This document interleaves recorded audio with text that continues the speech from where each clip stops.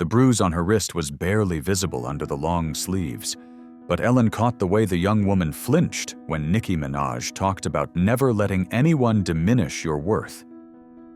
Ellen was discussing female empowerment with the rapper when she noticed the girl in the second row pulling down her sleeves and shaking her head while tears streamed down her face. What happened next would prove that sometimes the most powerful verses aren't written in songs, but in the moments when one woman's courage gives another woman permission to save her own life. It was an energetic Wednesday afternoon at the Ellen DeGeneres show, and the studio pulsed with excitement. 400 audience members, many of them young women and teenagers, had gathered to see one of hip-hop's most influential voices. Ellen, radiant in a bold fuchsia blazer that perfectly complemented the vibrant energy, was thoroughly enjoying her conversation with Nicki Minaj, who looked absolutely stunning in a flowing white ensemble, her signature confidence filling the studio as she discussed her latest album with the kind of authenticity that had made her a voice for women everywhere. "Nicki," Ellen said, leaning forward with genuine enthusiasm, "this album is all about female empowerment, about women knowing their worth. What message do you want young women to take away from these songs?" Nicki's eyes lit up with the passion that drove her artistry.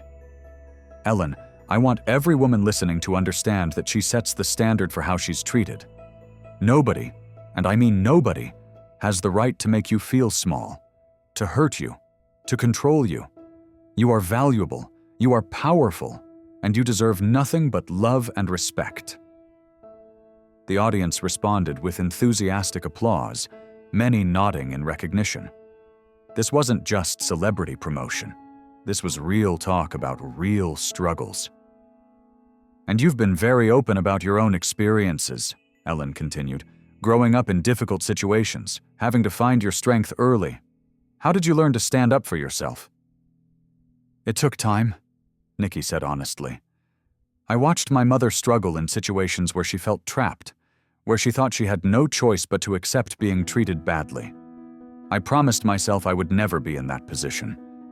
But it's not just about promising yourself, Ellen.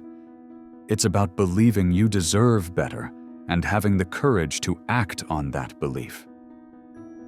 That's when Ellen noticed her.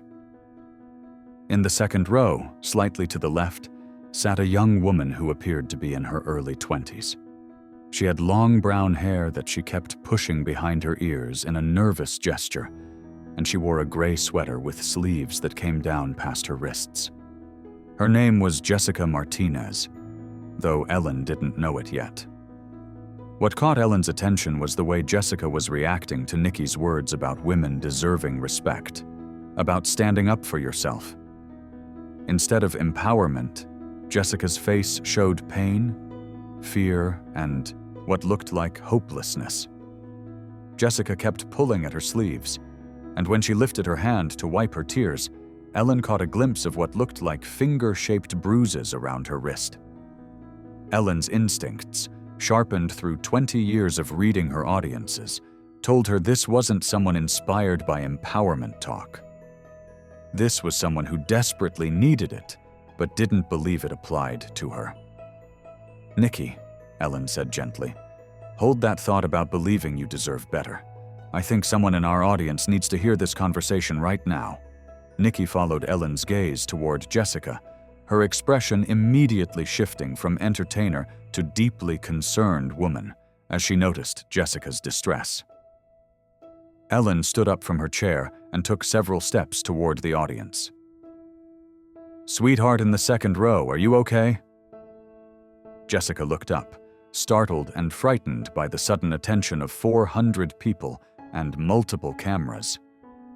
She quickly pulled her sleeves down and shook her head, trying to shrink into invisibility. "I'm fine," Jessica said quickly, her voice barely audible. "I'm sorry. I shouldn't have. I'm fine."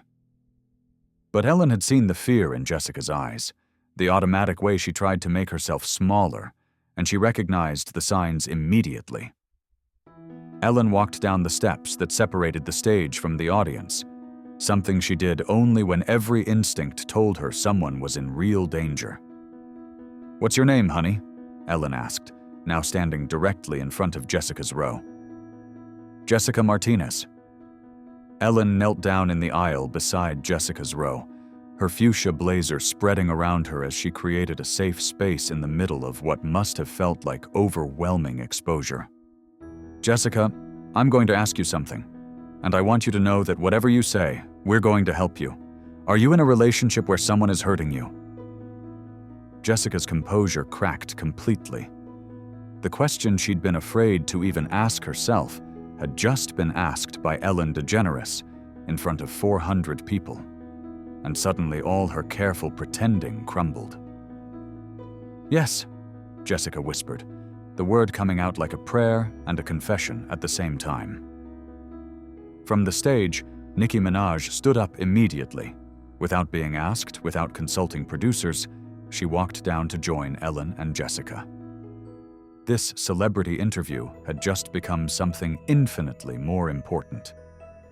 The studio fell into that profound silence that happens when hundreds of people witness someone's most vulnerable truth. Nicki knelt down beside Ellen, creating an intimate circle of support around Jessica. "Jessica, baby, look at me. How long has this been going on?" Jessica couldn't meet Nicki's eyes. 2 years. But he says it's because he loves me, because I make him crazy. He says if I just tried harder to not upset him. "Stop," Nicki said firmly but gently. "Stop right there. That's not love, Jessica. Love doesn't leave bruises. Love doesn't make you afraid. Love doesn't make you think you deserve to be hurt." Ellen reached out carefully and touched Jessica's hand. "Jessica, where is he now?" "At work. He doesn't know I'm here. I told him I was at my sister's house."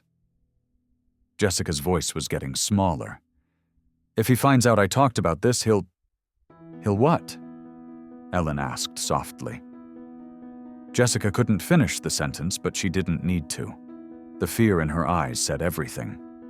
Nicki's expression had shifted into something Ellen had never seen from the usually vibrant performer.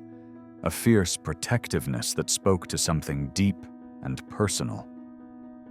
"Jessica," Nicki said, "I want you to listen to me very carefully. What's happening to you is not normal. It's not your fault. And it's not love. Real love makes you feel safe, supported, like you can be yourself without fear." Ellen stood up slowly. "Jessica, do you have somewhere safe you can go?" "My sister keeps telling me I can stay with her, but he always finds me when I try to leave. He says he'll change, that he's sorry, and then it happens again," Nicki finished. "Jessica, I've seen this pattern destroy women I care about. The apologies, the promises, the honeymoon period, then the violence again. It doesn't get better on its own." Ellen made a decision that would define this moment forever. "Jessica, we're going to help you leave safely. We have security experts, legal advocates, people who know how to help women in your exact situation." Jessica's eyes widened with fear. "But I can't. He'll find me. He says he'll hurt my family if I leave him. He says no one else would ever want me." Nicki reached into her purse and pulled out something unexpected. A small piece of paper that looked like it had been folded and unfolded many times. "Jessica," Nicki said, "this is a note I wrote to myself when I was 16 years old. It says, 'You are not responsible for other people's anger. You are not required to accept being hurt. You deserve to be treated like the queen you are.'" She pressed the note into Jessica's hand. "I carried this for years because I needed to remember my worth when other people tried to convince me I didn't have any. Now, I want you to have it." Ellen began removing her fuchsia blazer. "Jessica, this blazer has been with me through some of my most important interviews, but today it's witnessing something more important than any celebrity story. It's witnessing courage." She placed the blazer around Jessica's shoulders. "You came here today for a reason. Maybe it was to laugh, to have fun, but I think it was because some part of you knew you needed to hear that you deserve better. But it was Nicki's next words that broke through Jessica's fear completely. "Jessica, I want you to know something. Right now, there are millions of women watching this who have been exactly where you are. And some of them found the courage to leave, and they're safe now, and they're happy now. You can be one of them." Nicki stood up and addressed the cameras directly. "If you're watching this and you're in an abusive relationship, please know that you are not alone. Please know that it's not your fault. And please know that there are people who will help you leave safely." The moment that brought the entire studio to tears came when Ellen asked Jessica what she wanted her life to look like. "I want to wake up without being afraid," Jessica said, her voice growing stronger. "I want to make my own choices. I want to remember who I was before I met him. I want to feel like myself again." Nicki knelt back down beside Jessica. "Then let's make that happen. Today. Right now. You don't have to go back to that house. You don't have to accept one more day of being hurt." 3 hours later, while the audience had gone home and the cameras had stopped rolling, Jessica Martinez was sitting in a secure location with domestic violence advocates, a legal team, and a safety plan that would help her start a new life. Ellen's team had coordinated with local authorities and victim services to ensure Jessica's protection. 6 months later, Jessica appeared on the Ellen DeGeneres show again, but this time she was glowing with health and confidence. She had completed a domestic violence recovery program, was working as a counselor for other abuse survivors, and most importantly, she was safe. Nicki Minaj, who had stayed in regular contact with Jessica throughout her journey, appeared via video to celebrate her progress and announce the launch of a foundation specifically designed to help women escape abusive relationships. The segment sparked a national conversation about recognizing the signs of domestic abuse and the importance of believing victims when they reach out for help. Jessica became an advocate for domestic violence awareness, speaking at shelters and schools about the reality that abuse can happen to anyone, and that leaving is possible with the right support. Ellen learned that day that her job wasn't to interview famous people about their latest projects. Her job was to create moments where women in crisis could find their voices, where shame could be transformed into strength, and where the courage to save yourself could be found in the most unexpected places.